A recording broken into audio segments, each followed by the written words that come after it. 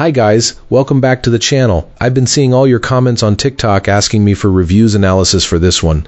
So today it's finally happening, but before we get into that, don't forget to check this exclusive discount for it. You can find the link in both the video description and the top comment below.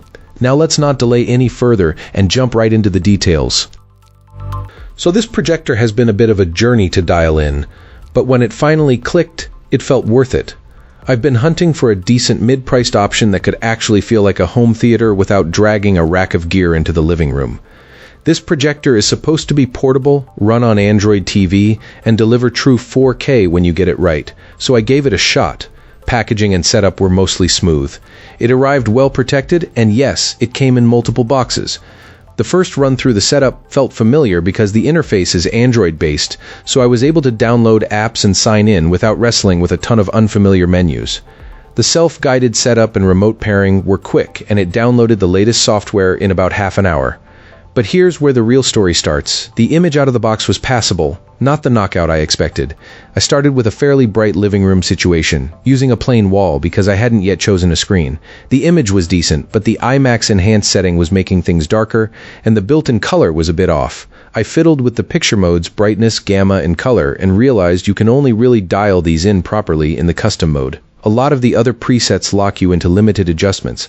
I learned the hard way that you need to push the brightness and contrast manually and then nudge the red balance to taste.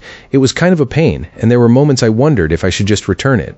The other big hiccup is that this is a single HDMI input device. I have a small AV setup with a switch, a Roku, a Blu-ray player, and a game console. The single HDMI input plus 3 USBs means you either rotate devices or you add extra hardware like a switch, which is not ideal for a plug-and-play experience. I also discovered that you really want a proper screen. A white sheet or a basic stand is not going to deliver a theater-level image, especially in a well-lit room. A screen with a black backing made a huge difference in perceived contrast. Where things began to sing is when I started using a dedicated streaming stick with some extra image diagnostic controls. The Fire Stick has an option to view display diagnostics, and that helped me unlock a more accurate image than the defaults. When I turned off certain automatic enhancements and tuned the colors, it started to look remarkably good. The picture quality is bright, and in a darker room, the projection can feel cinematic.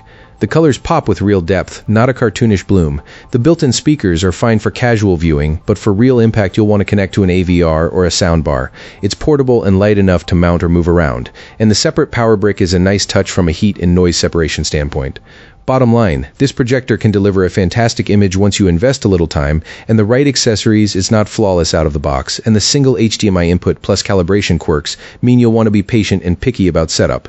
If you want a compact, capable 4K option with genuine theater feel once you dial it in, this is worth considering. Alright, that's going to be it for today's review. Thanks for watching, and if you're curious, the product link is in the description if you want to check details or see any available offers.